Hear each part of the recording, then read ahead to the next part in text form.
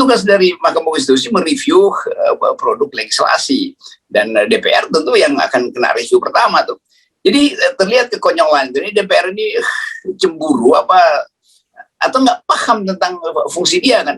Nah ini yang akan berakibat panjang. Jadi semua yang sudah dipilih DPR maka tidak boleh lagi main-main dengan DPR. Ini bahayanya begitu, ini anggota DPR betul-betul nggak paham bahwa Mahkamah Konstitusi itu adalah the guardian of the Constitution. Jadi kalau DPR bilang presiden 3 periode, lalu Mahkamah Konstitusi bilang enggak, itu pertahanan konstitusi, maka si hakim akan dipecat, kira-kira begitu kan. Atau sebaliknya, kalau Mahkamah menganggap bahwa presiden boleh dijatuhkan di sebelum masa jabatannya, DPR bilang nggak boleh. Kenapa? Karena kamu hakim yang saya angkat. Kan ini konyolnya begitu. Jadi pengangkatan politis itu justru membatalkan kedudukan Nobel dari si Mahkamah Konstitusi.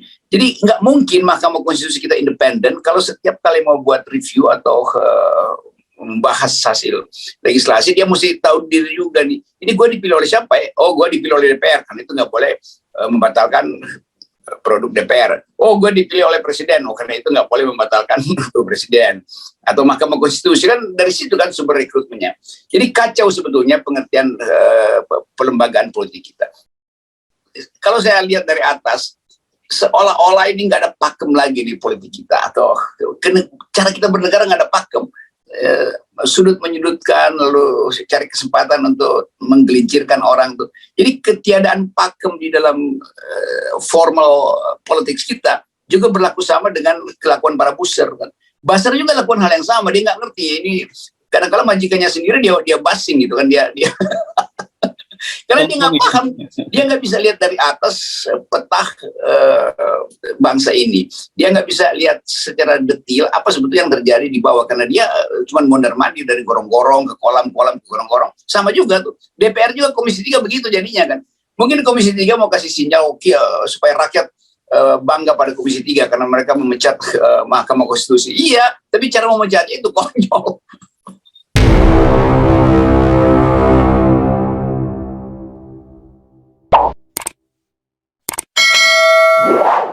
Halo Bung Rocky, kembali lagi kita ngobrol, dan seperti kita selalu sampaikan bahwa kita tidak akan kekurangan berita-berita yang seru di Indonesia ini. Selalu ada keseruan-keseruan yang terjadi ya.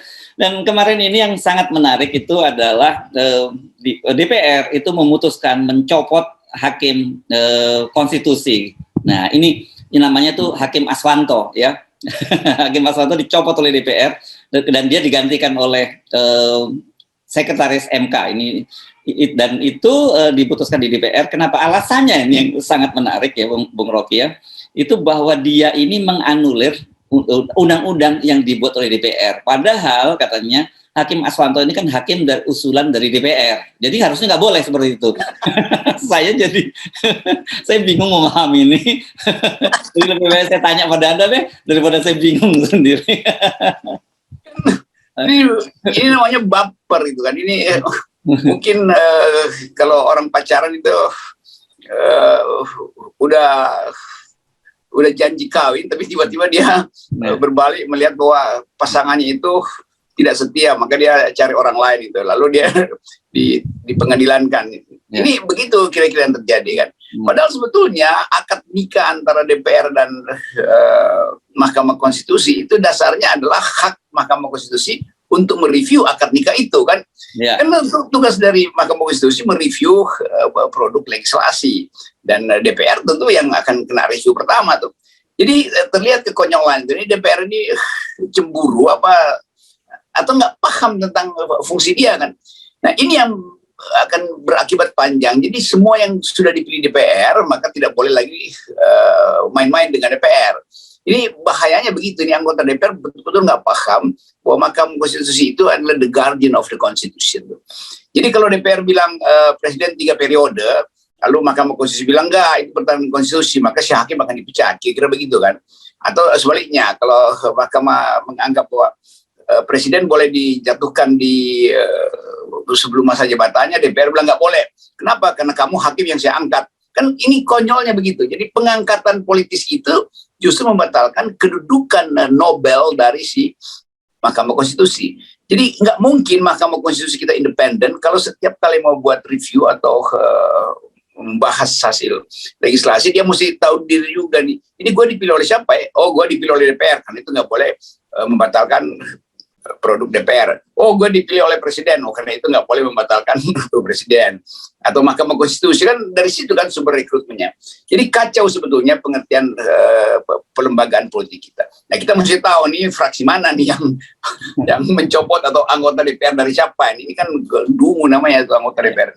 Kalau saya baca beritanya ini dari DPR itu seperti disampaikan oleh Wakil Ketua DPR Sufmi Dasko Ahmad gitu dalam rapat paripurna kemarin, itu dia menyebutkan bahwa pimpinan DPR RI telah menerima surat dari Komisi 3 DPR RI nomor B101 tanggal 29 September 2022 permohonan penjadwalan penindaklanjuti hasil rapat pimpinan DPR RI tanggal 29 September bla bla. Jadi dan kemudian Komisi 3 DPR melakukan rapat internal dan hasilnya seperti itu, memohon itu. Jadi itu yang terjadi. Jadi rupanya dari hasil rapat pimpinan DPR, kemudian penyampaian hasil rapat pimpinan dan Komisi 3 DPR, dan akhirnya kemudian diumumkan pencopotannya di sidang paripurna. Ini padahal masih tahun 2029 ini Mas pensiunnya. Walaupun kita sendiri juga kemarin sempat mempersoalkan ini bagian dari suap terhadap Mahkamah Konstitusi yang usia pensiunnya diperpanjang gitu ya. Jadi Komisi 3 ini jadi gerombolan itu buat menghalau yang disebut anjing liar, kira-kira begitu kan. Sebetulnya kita juga senang juga, ini mampus lalu Mahkamah Konstitusi, bukannya pro kita sih gitu kan. Jadi ini mendua akhirnya, kita senang karena akhirnya kalau bisa semua hakim aja tuh dicopot sama DPR kan. Karena memang Mahkamah Konstitusi nggak bermutu kok. Dari segi itu kita pro DPR, tapi kita juga menganggap DPR konyol itu. Jadi bagaimana kita membahasakan itu? Dua kekonyolan tiba pada satu momen, kita ketawa sama-sama kan. Kita senang Mahkamah Konstitusi dikerjain oleh DPR, tapi kita juga tahu cara DPR ngerjain Mahkamah Konstitusi itu bukan prinsip dasar pengertian pengawasan kan. Ini kacaunya begitu. Jadi sebaiknya dua-duanya kita ketawain aja tuh kan. Si konyol dipecat oleh si dungu kan begitu jadinya. Jadi benar-benar parodinya enak nih. Lucu kan, memang kan hakim-hakim ini kita ketahui ada usulan DPR, ada usulan pemerintah, ada usulan Mahkamah Agung kan begitu ya. Hakim-hakim ini nanti mereka usulkan itu merasa ketika undang-undangnya atau ada kepentingannya tidak diakomodasi oleh hakim di Mahkamah Konstitusi, mereka bisa tarik gitu. Padahal sebenarnya rakyat itu yang lebih punya hak untuk menarik mereka dibandingkan mereka ini. Ini satu paket dengan itu sama sebetulnya cara berpikirnya dengan cara berpikir Pak Jokowi, bahwa dalam satu hari dia bisa ubah alam pikirannya kan. Jadi alam pikirannya berubah-ubah tuh. Ini kalau saya lihat dari atas, seolah-olah ini nggak ada pakem lagi di politik kita, atau cara kita bernegara nggak ada pakem. Sudut menyudutkan, lalu cari kesempatan untuk menggelincirkan orang tuh. Jadi ketiadaan pakem di dalam formal politik kita juga berlaku sama dengan kelakuan para buser kan. Buser juga lakukan hal yang sama, dia nggak ngerti ini.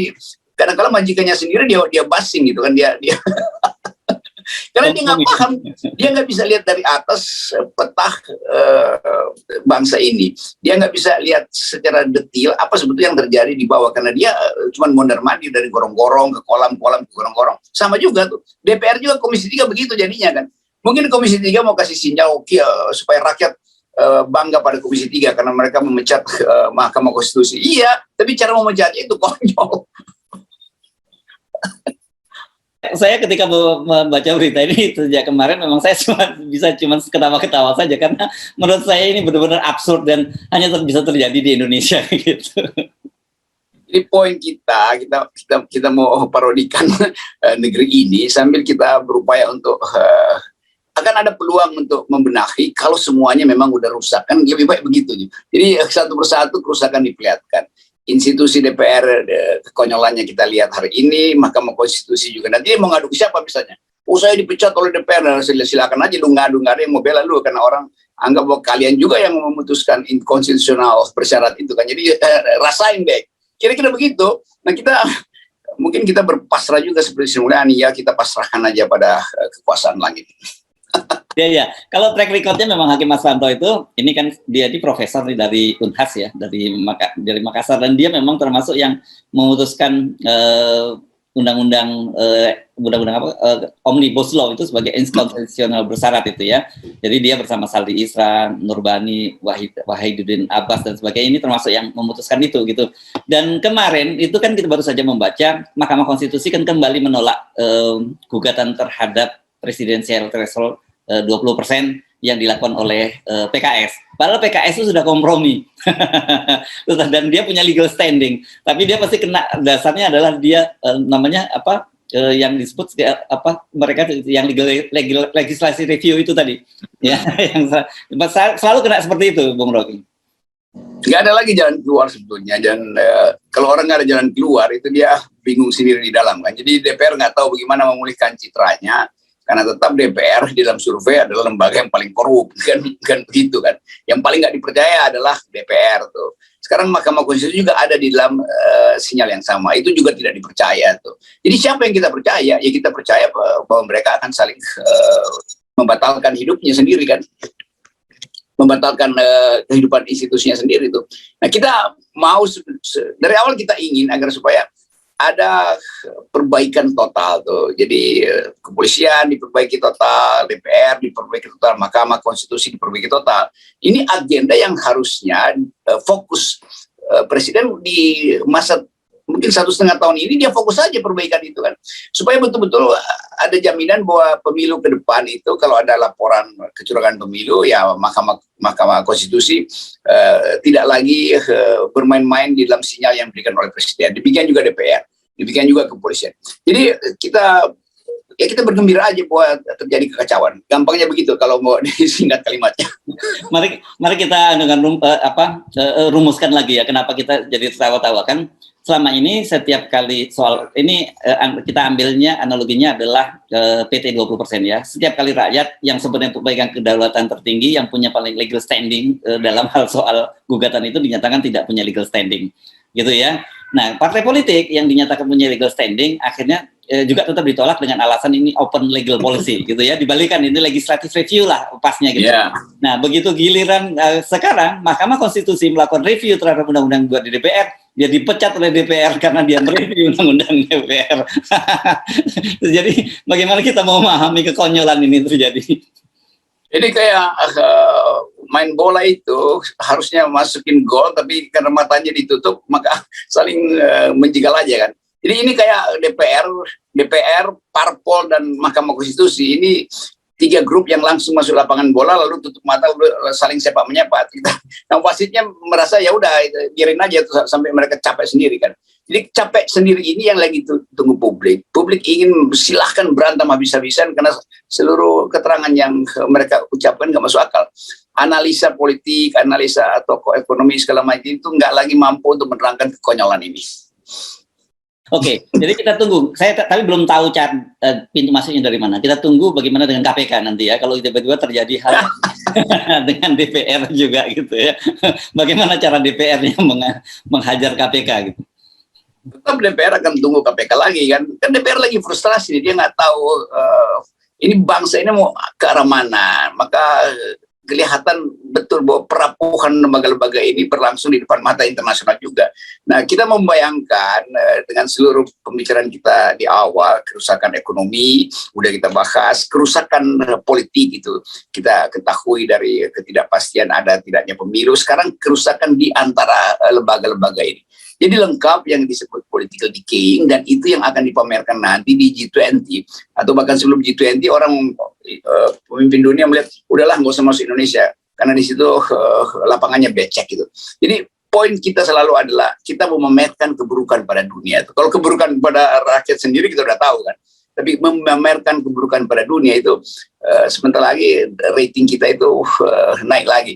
Bahwa ini demokrasi paling buruk sedunia, ekonomi yang paling tidak bertumbuh, IQ yang drop terus. Jadi lengkaplah sebetulnya penderitaan kita. Tapi penderitaan ini akan membawa kegembiraan kalau terjadi krisis politik sehingga pemilu batal demi keadaan. Bukan kita membatalkan, tapi keadaannya akan membatalkan. Ya. Kalau kita ketawa-ketawa ini sebenarnya ya karena kita tidak tahu lagi mau melakukan apa kecuali kita bisa ketawa. Dan saya kira dalam situasi ini ketika kita masih bisa menertawakan diri sendiri itu secara akal kita masih, jiwa kita masih sehat gitu ya, Bung Rocky ya. Orang yang bisa menertawakan diri sendiri itu orang yang masih sehat. yang sudah tidak bisa ketawa diri sendiri, itu mulai mesti dibawa ke psikiater, bukan psikolog lagi. Ya, saya bayangkan kalau sidang kabinet besok nanti Senin itu saling tertawa juga mereka akhirnya kan. Kan presiden akan masuk ruangan, lalu mereka mulai mungkin ini menteri-menteri tadinya nunduk, lalu tiba-tiba merasa wah presiden masuk, mereka beri hormat, tapi hormat yang palsu karena mereka tahu presiden berusaha berbohong. Presiden juga akan masuk ruangan dengan cara yang sama tuh. Karena menganggap ini nggak ada gunanya juga kita sidang di sini karena FNN udah putuskan bahwa Indonesia itu ada dalam keadaan kacau balau. Maka semua akan bilang oke, mending nonton FNN aja tuh. Di situ ada huru hara, tapi juga ada lucu-lucuan. Satu lagi, tapi nggak akan kita bahas, cuma saya informasikan saja. Kalau Anda sempat amati itu, hari ini kan kita Hari Kesaktian Pancasila dan kemarin adalah peringatan Hari G30 SPKI ya, gugurnya pahlawan revolusi. Jadi kita, sebagian Anda mungkin lupa ya kalau masa kemarin masang bendera setengah tiang dan hari ini masang bendera penuh ya. Dan ternyata saya dikirimi link oleh seorang sahabat bahwa kemarin itu Menteri Nadiem, Menteri Pendidikan Kebudayaan dan Riset Teknologi sudah pidato tentang Hari Kesaktian Pancasila pada setiap tanggal 30. Kenapa? Karena ternyata setelah dicek itu selama 3 tahun terakhir Pak Nadiem itu selalu pidato Hari Kesaktian Pancasila itu pada tanggal 30 September. Padahal hari itu adalah gugurnya pahlawan revolusi. Bahasanya nanti Anda bisa tonton di Hersubno Point ya. Jangan kita bahas itu. Jangan tuh ada satira di situ lalu orang persoalin bahwa ya memang yang disebut 1 Oktober itu adalah setelah Pancasila jadi sakti itu. Tapi saktinya itu sebetulnya setelah Angkatan Darat mengatasi krisis di 30 September. Dan bisa begitu juga nanti alasannya. Ini udahlah, ini bagian-bagian unik dari bangsa ini, kita sebut aja sebagai Indonesiana. Yes, kita tetap no is no.